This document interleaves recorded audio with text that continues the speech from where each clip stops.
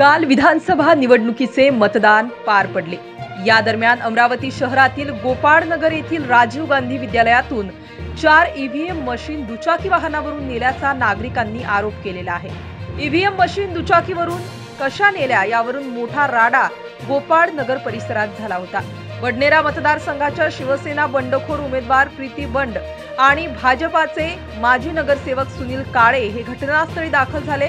हा सदर प्रकार कोणी केला त्यावर तात्काळ कारवाई करावी अशी मागणी यावेळी नागरिकांच्या वतीने करण्यात येत आहे। आता यावर जिल्हा निवडणूक अधिकारी काय कार्यवाही करणार हे सुद्धा पाहणे महत्त्वाचे ठरणार आहे। दुचाकीवर अशा प्रकारे 4 ईव्हीएम मशीन घेऊन गेल्याने आता राजकीय क्षेत्रात चर्चेला उधाण आले आहे।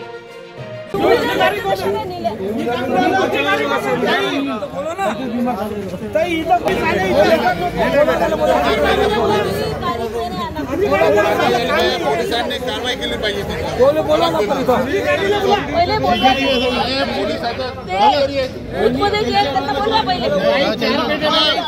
बाहेर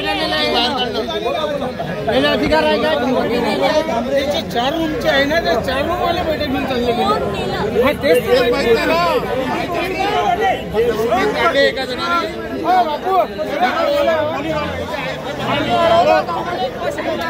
शिंदे सर